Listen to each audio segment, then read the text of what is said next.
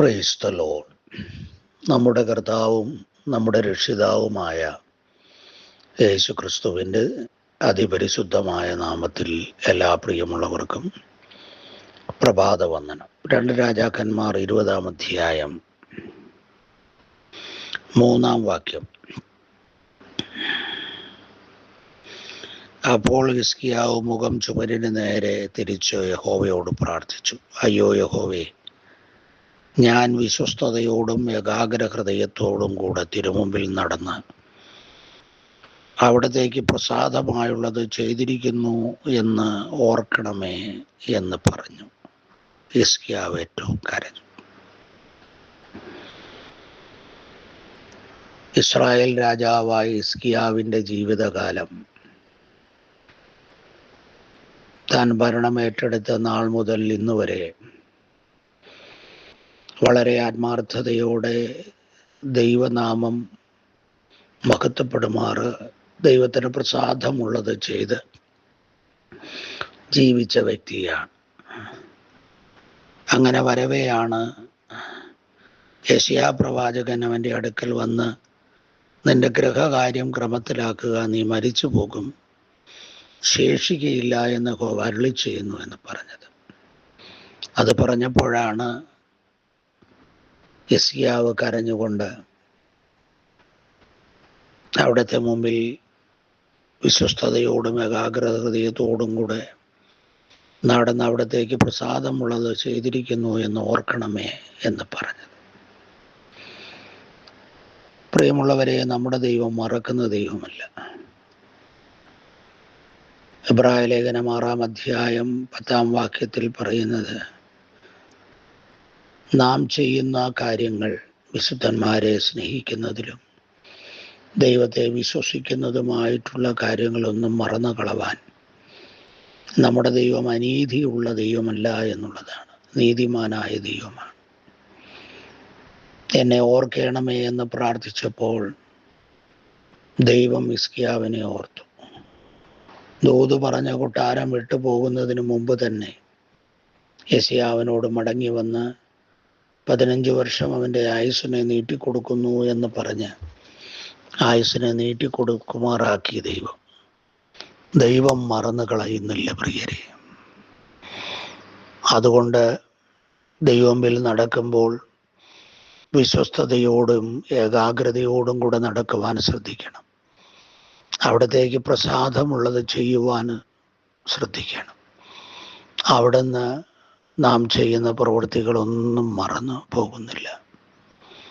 മാത്രവുമല്ല, നമ്മുടെ പ്രവൃത്തികൾ നമ്മെ പിന്തുടരുന്നു എന്നുള്ളതും ഒരു യാഥാർത്ഥ്യമാണ്. വെളിപ്പാട് പുസ്തകം 14-ാം അധ്യായം 13-ാം വാക്യത്തിൽ പറയുന്നത്, ഇന്നു മുതൽ മരിക്കുന്ന മൃതന്മാർ ഭാഗ്യവാന്മാർ, അവരുടെ പ്രവൃത്തികൾ അവരെ പിന്തുടരുന്നു എന്നുള്ളതാണ്. ജീവിതത്തിൻ്റെ മുന്നോട്ടുള്ള ഗമനത്തിൽ ദൈവം നമ്മെ ഓർക്കുവാൻ നമ്മുടെ പ്രവൃത്തികൾ കാരണമാകുന്നു എന്ന് മാത്രമല്ല,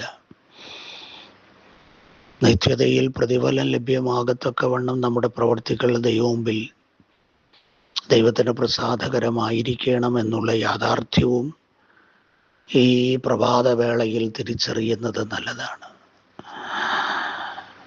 അതുകൊണ്ട് ഇവിടെ നാം ചെയ്യുമ്പോൾ മനുഷ്യരെ പ്രസാദിപ്പിക്കുന്നവരെ പോലെ ദൃഷ്ടി സേവകളാലല്ല, ദൈവത്തിന് പ്രസാദം വരുമാറ് നമ്മുടെ ഹൃദയത്തിൻ്റെ 100% ആത്മാർത്ഥതയോടും ദൈവത്തിനോട് മാത്രം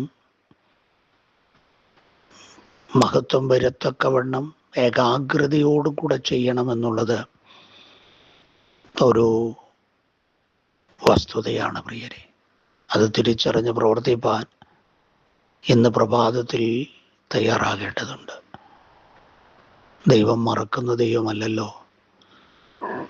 ദൈവഭക്തന്മാർ തമ്മിൽ സംസാരിക്കുമ്പോൾ അവിടുന്ന് അത് ഓർമ്മയുടെ പുസ്തകത്തിൽ ലിഖിതങ്ങളാക്കി വയ്ക്കുന്നു എന്ന് മലാഖി പ്രവചനത്തിൽ നാം വായിക്കുന്നുണ്ട്. ഒന്നും ദൈവം മറന്നു കളയുന്നില്ല. നാം ഒഴുക്കുന്ന കണ്ണുനീരിനും നാം ദൈവമുമ്പിൽ കഴിക്കുന്ന പ്രാർത്ഥനകൾക്കും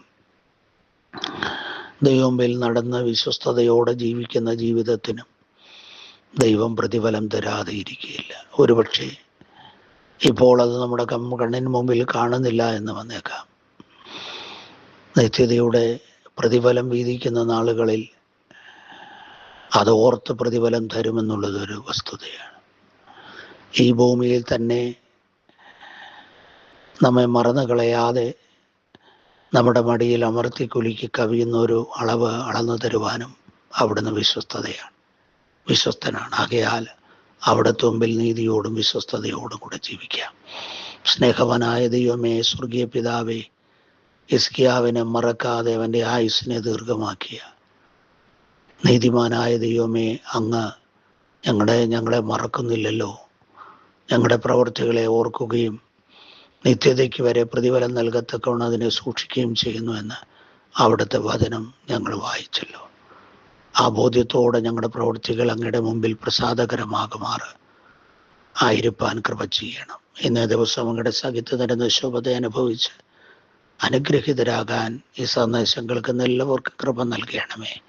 എല്ലാ മഹത്വവും അങ്ങേക്ക് വരണം. യേശു ക്രിസ്തുവിൻ നാമത്തിൽ സ്വർഗീയ നല്ല പിതാവേ, ആമേൻ, ആമേൻ, ആമേൻ. കർത്താവ് നിങ്ങളെ ഓരോരുത്തരെയും ധാരാളമായി അനുഗ്രഹിക്കുമാറാകട്ടെ.